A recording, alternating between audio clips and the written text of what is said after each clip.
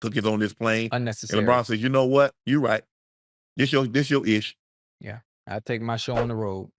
Kevin Durant is expected to be traded this offseason via reports. The Mavericks have shown interest in paying him and Kyrie and AD. What's KD's best landing spot, Ocho? Hold on. This is going to be funny. Let me see if he answers. I'm trying to figure out who got the assets.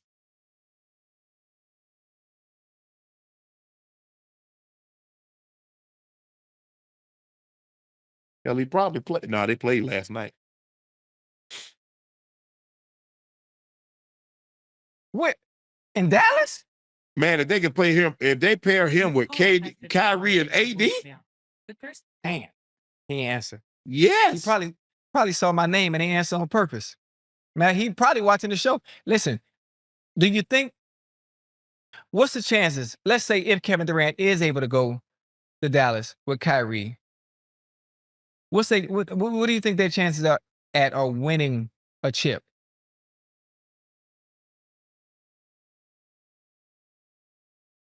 You sure? A great chance. So that's the one piece of the puzzle that's missing. A great chance. I'm positive. Oh shit! You pair KD with you pair KD with AD and Kyrie. I'm talking about how that's a two-headed monster. Man, that's a three-headed monster, man. I just thought about that. Hold on, hold on. Stay with me now. Why not go over there in LA? Yes, with Luka and Bron. Yes.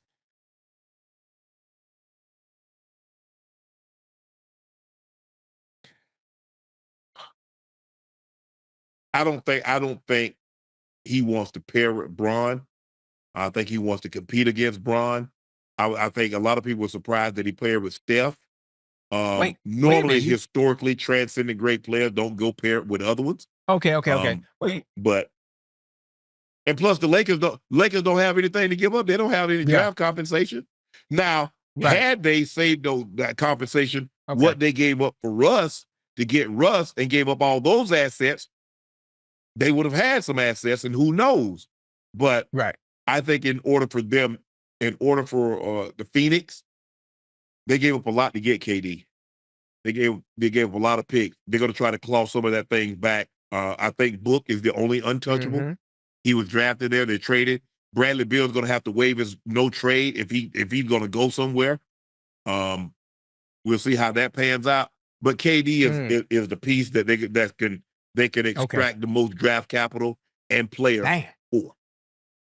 Because I don't think they're moving Book. I mean, I met the Suns owner, Matt Ishma. I went to the WNBA All-Star game and had an opportunity to meet with him and talk to him, and he was great. Yeah. But I know he wants to win. Mm-hmm. Spend that kind of money, Ocho. I'm trying to win. I ain't trying to win. I'm trying to win yesterday. Damn, tomorrow. Yesterday. So, and KD gave me, said, look, I cost a lot, to come in there in the middle of the season, not have any, time to work. But I think KD wants to win a championship. And he's gone 2 places. Right. Yeah. 2 places, and it hadn't worked out well. I really thought that stop in Brooklyn was not a success. Them boys were gonna be hell, boy. Phoenix is not a success. I thought them boys were going to be hell, boy.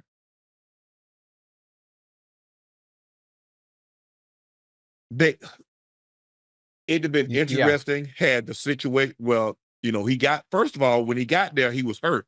So he didn't play the first year, Ocho. And then Kyrie got nicked. So Kyrie didn't play. So they're playing good, them and Harden, and then, Harden like tweak his hamstring. Kyrie steps on somebody's ankle. And that's the second year, and they got beat in the divisional round, the semifinals. The next year, with that COVID issue, and it just, Harden gets traded. They move on from Kyrie. KD's like, bro, y'all ain't finna leave me here by myself. I see where y'all going. Let me go elsewhere. Boom, boom. And he ends up in Phoenix. James Harden goes to Philly. Now he's in the Clippers. Kyrie gets traded to Dallas. Kyrie wanted to go to LA, but they was ticked at Kyrie, and it was not going to trade him where he wanted to go. He lands in a good spot with Luka in Dallas. and the rest is, as they say, history. But Kevin Durant with the Dallas Mavericks, with AD and Kyrie, oh yeah, that's championship there. Yeah, they're gonna be first or second favorites to win the championship. Oh yeah, yeah, for sure. They got a guy that can man the back end. Now it all depends on how much they got to give up. But even if you got to give up, I mean, they're gonna probably want all your picks for the foreseeable future, which you don't care about because you feel you're gonna be picking way down. So that's not gonna be in the lottery. Right. So they're gonna want a bunch of unprotected picks. They're gonna want pick swaps. They're gonna make it happen. They're gonna make it happen. The fact that it's coming out. Even having that question is a thing. Like, are we questioning how good he is as a player because he hasn't won without Steph? And I don't think that should be the case at all. But like we said, first ballot Hall of Famer. He has the pedigree of the greats. So like as far as affecting his legacy, no. But how we think of what he can do without a supporting cast, yeah, maybe a little bit. Stephen A., what do you attribute the lack of success to at these different spots? Well, this is why Kevin Durant came at me, because I pointed to leadership.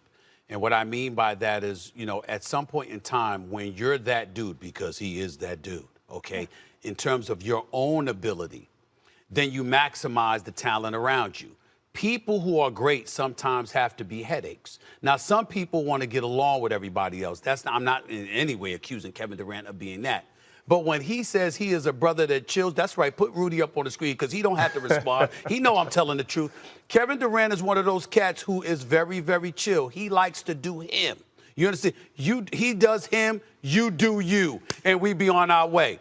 A lot of folks, when you think about it, and it's not always about the MJs or the Kobes or anybody else. When you win, let's take into account a guy like Chris Paul. Chris Paul is a basketball savant in the eyes of a lot of people. They call him a point guard, for crying out loud, because that's how sensational he is as a point guard. Chris Paul, in some people's eyes, is not the most likable dude in the world. I love him, but a lot of people might not like him. He doesn't give a damn, because guess what? He's trying to win. And he's going to hold you accountable. And when he rolls up on a team, excuse me, everybody got to roll. Let's make sure we do our damn job. He ain't trying to be your friend. He ain't trying to get along. He's trying to maximize the potential of everybody around him. And if that means ruffling feathers a bit, that is something the greats have been willing to do.